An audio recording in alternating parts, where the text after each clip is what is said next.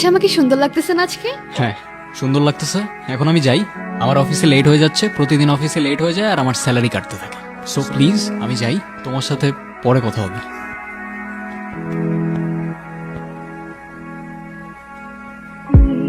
কিছু বলবে? তুমি চেনো আমাকে? পরিচয় না দিলে কিভাবে চিনবো? আমি রায়ান, তুমি? অদ্রিতা। তোমাকে আমার কেন যেন খুব চেনা চেনা লাগছে। হতে পারে, জানি না। তুমি কি এখানে কারোর জন্য অপেক্ষা করছো? না তো, কেন? এমনি। এমনি ছাড়া কি আর কিছু বলতে জানো? জানি তো। কি জানো? আচ্ছা, তোমার কোনো সোশ্যাল অ্যাকাউন্ট বা ফেসবুক আইডি? আমি তোমাকে ফ্রেন্ড রিকোয়েস্ট পাঠিয়েছি। Friend request পাঠাইছো?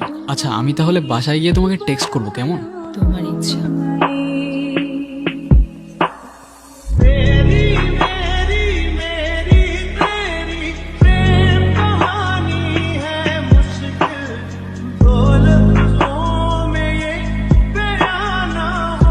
আর রায়ান, কিরে কি অবস্থা? এই তো ভাই, চলে যাচ্ছে সময়। বিয়ে শাদী করছিস নাকি? আরে না রে ভাই, মাত্র 2 মাস তো হলো জবে জয়েন করলো। স্যালারি কত?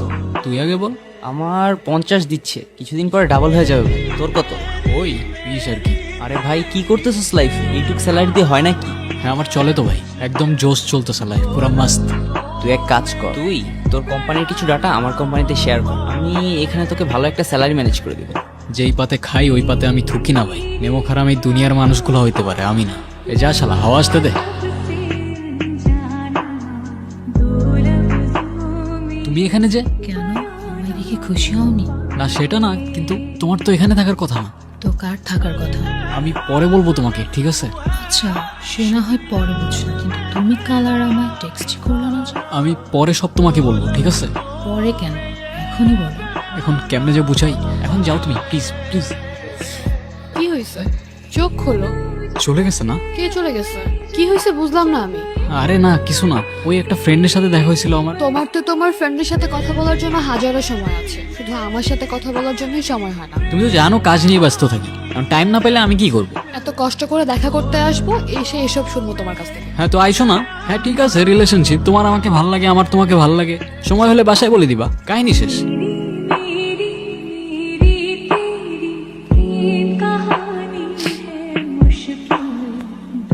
তুমি এখানে কেন?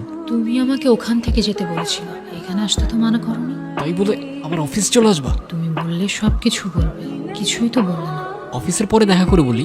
না, আমি এখনই শুনবো। আচ্ছা ঠিক আছে বলতেছি, চলো বাইরে চলো।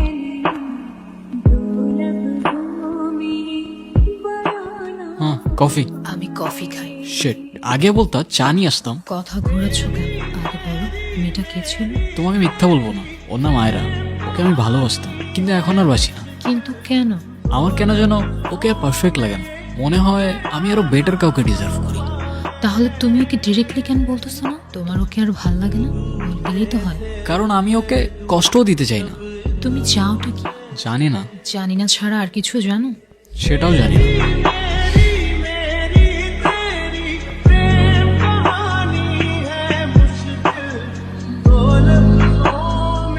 হ্যাঁ কি হয়েছে বলো। তোমাকে আমি কতগুলা কল দিছি, তুমি কল কেন ধরতেছো না? আমি ঘুমাবো, কেন বুঝতেছো না? তুমি সকালে কাজে যাবা, সারাদিন একটা টেক্সট করবা না, রাতে কল দিবা না, আমাদের কথাটা কখন হবে বলবে একটু আমাকে। আয়রা তোমাকে না বারবার আজকে বললাম, তুমি সেম জিনিসগুলো আবার স্টার্ট করলা। হ্যাঁ তো আমি কি করবো, আমাকে একটু বলবা? আমার একটু ঘুমাইতে দাও, আমার সকালে উঠতে হবে। রাখতেছি।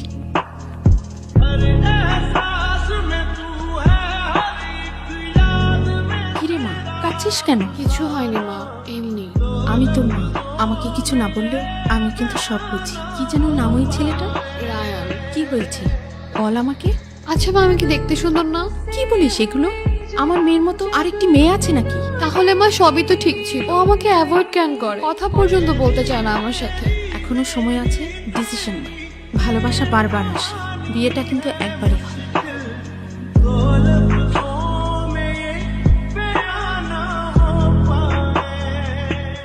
এভাবে সারা রাত কে টর্চার করে আয়রা? আর টর্চার করবো না তোমাকে। তো কল কেন দিছো? শেষবারের মতো একটু দেখা করতে পারবা কাল? সরি পারবো না, কালকে অফিস আছে। আমি ওয়েট করব, তোমার ইচ্ছা হলে আইসো, আর যদি না আসো তাহলে ধরে নিও এটাই আমাদের শেষ কথা।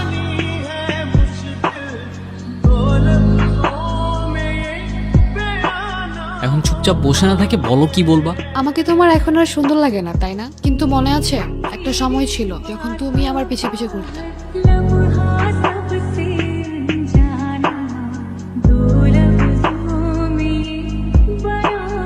আমাদের ভার্সিটিতে? হ্যাঁ তো কিছু না, এমনি।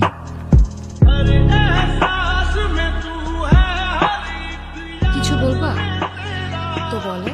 তোমার নাম আয়রা না? হ্যাঁ তো। না কিছু না, এমনি। তোমার নাম রায়ান না? হ্যাঁ, তুমি আমার নাম জানো?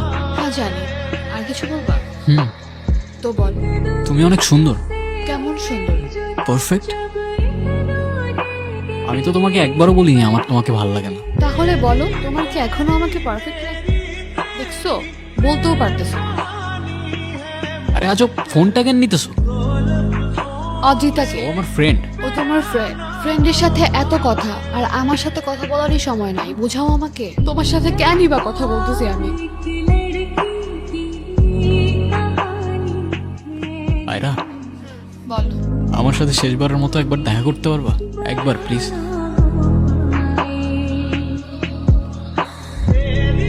আমি কিছু বললে বিশ্বাস করবা তুমি?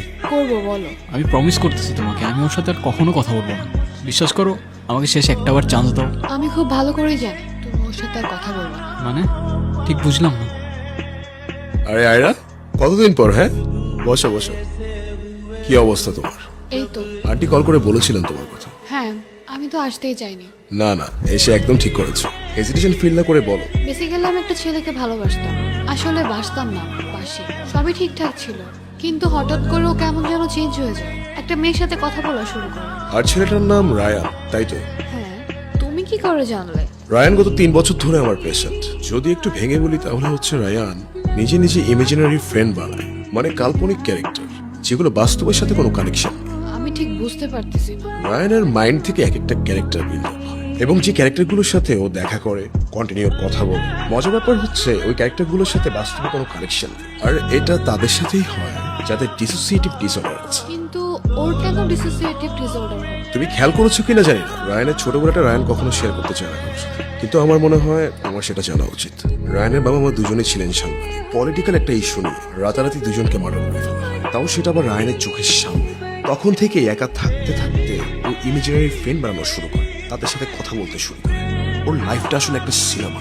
কিন্তু আমি ওর ফোনে অদ্রিতা নামের মেয়েটার সাথে চ্যাটিং দেখেছি। অবশ্যই দেখেছো, কিন্তু প্রোফাইল পিকচারে কি কোনো মেয়ের ছবি ছিল? রায়ান নিজেই সেটা দুটো ফোন দিয়ে ক্রিয়েট করেছে, আর রায়ান সেটাকে বাস্তব ধরে। সবাই ওকে ছেড়ে চলে গেছে, তুমি যেও। কিন্তু আমি এখন কি করব? ও তো কথা পর্যন্ত বলতে চায় না আমার সাথে। একটু ওয়েট করো, তুমি ওর রিয়েল লাইফ থেকে দূরে সরতে শুরু করলে ও নিজেও সবকিছু ছেড়ে তোমাকে খুঁজতে শুরু করবে।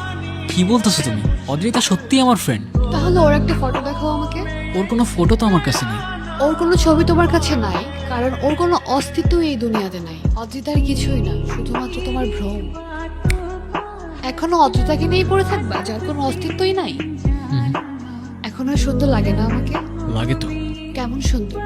একদম পারফেক্ট। হইছে, থাক। অদ্রিতার ভূত মাথা থেকে নামলে এবার চলো কোথায়? বাবা মার কাছে। অনেক কষ্টে ম্যানেজ করছি, চলো এখন।